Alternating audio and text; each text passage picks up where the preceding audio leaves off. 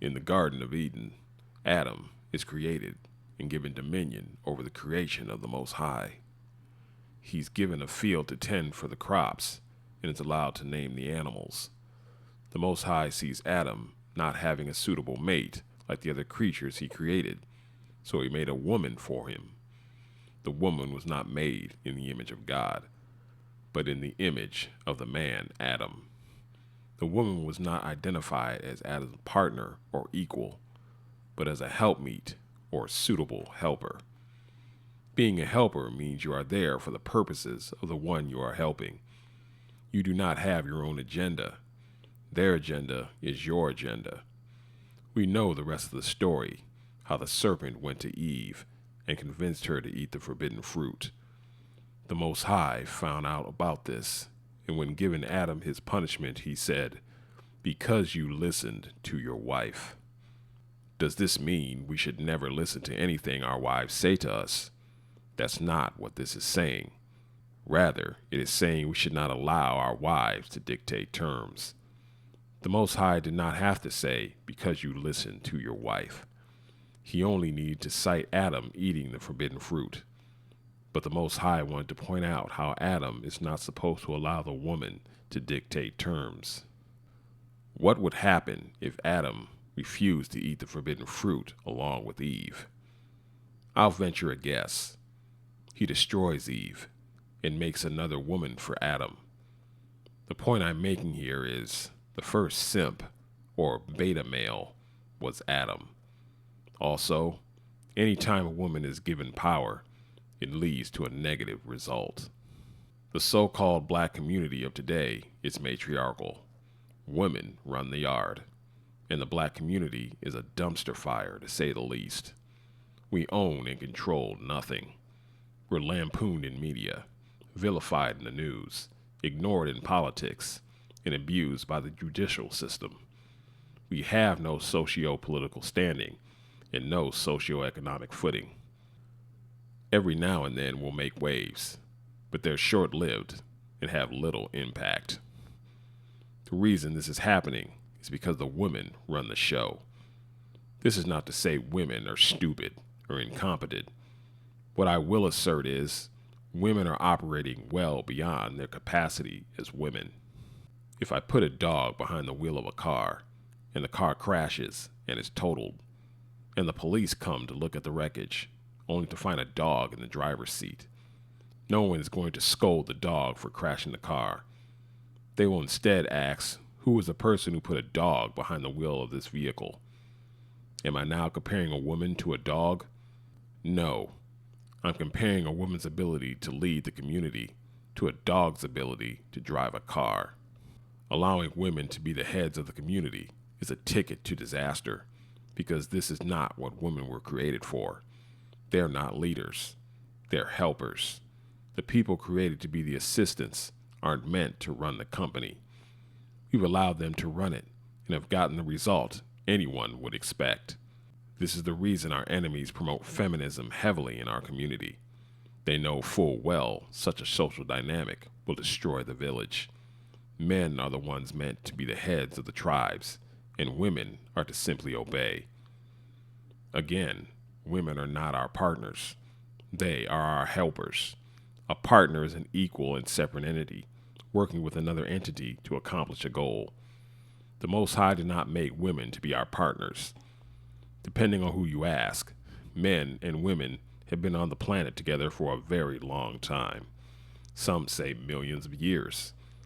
If you look through human history, you see that men have built 99% of civilization, while women have built the remainder, if even that.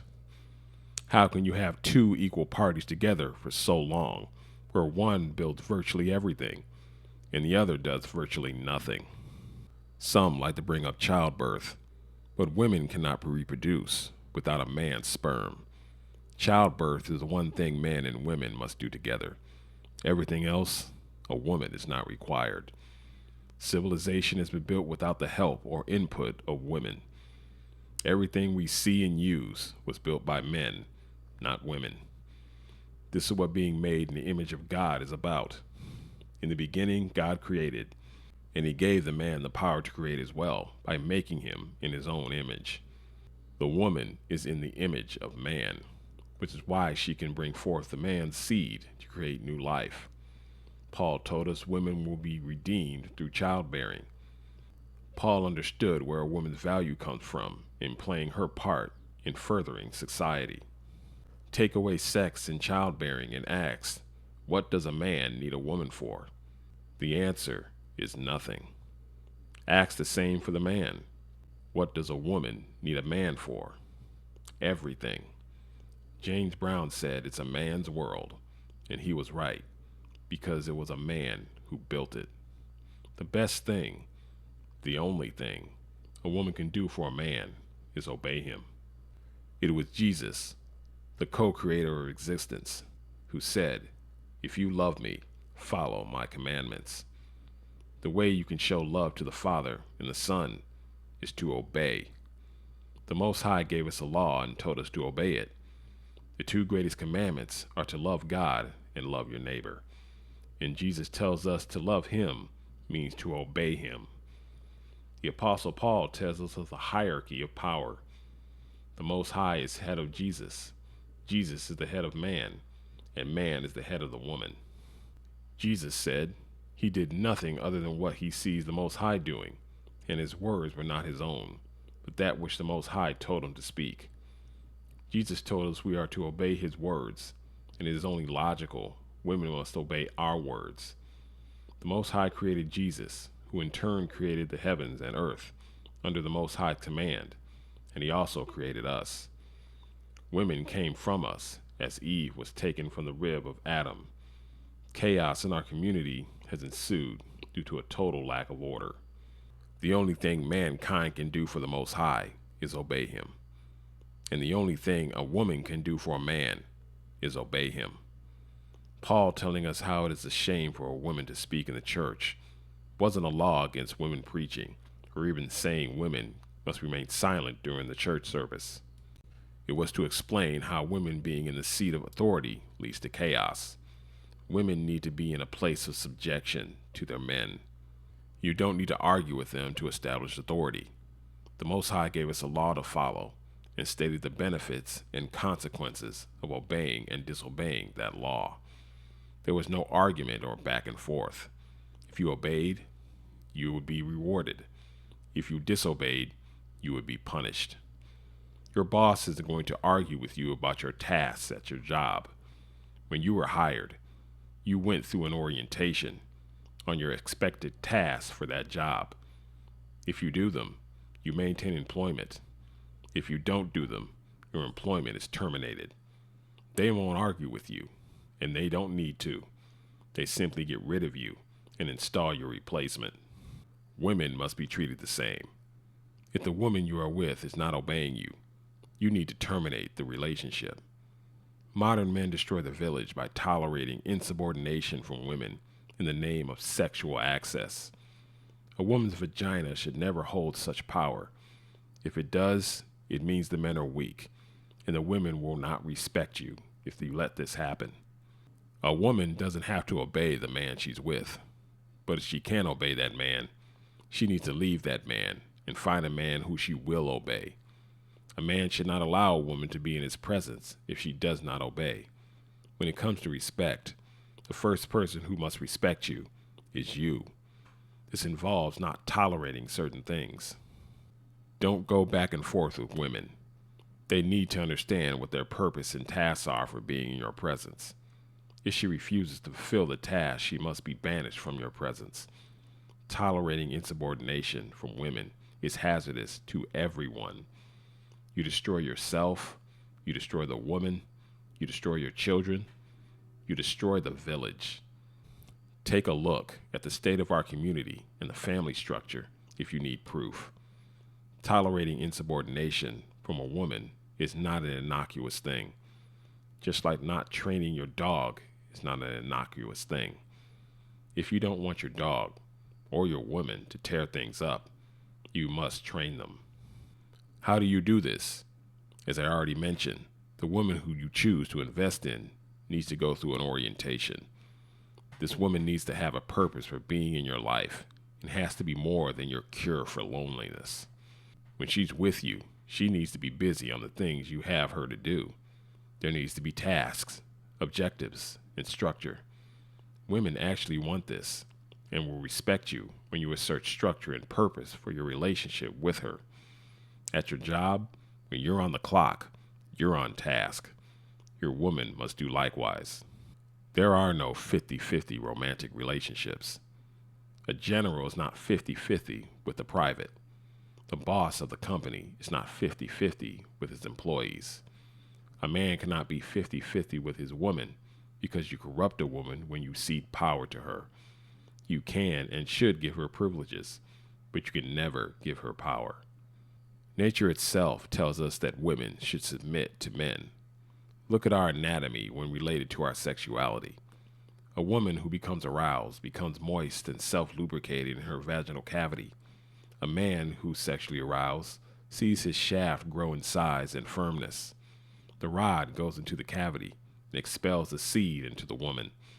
The entire process requires a man to have authority and perform, and requires a woman to submit and be handled in a man penetrating her and allowing his seed to grow in her. Society's war against nature has led to its own demise. Men are not visual creatures, or at least they shouldn't be. Men are utilitarian creatures. They look at things for what they can use them for. Even when seeing a good-looking female, this is only noting her sexual utility. Why is this woman in your life, and what is she doing for you? Is she consistent in doing the thing you have her in your presence for? If not, why do you keep her around? There's a song that says something about how this girl who nags him and complains all the time is a girl they still love because she's all he has. This type of mentality towards relationships with women destroys the society because women break bad when you give them power over you. Some women don't want a man to tell them anything. Don't argue with these women. Recognize what they are and avoid them. Stop being sexual scavengers and dealing with these women to get sex. Leave them be. Let them be the boss bees they deserve to be on their own. The woman who refuses to obey a man is a woman who should never have a man.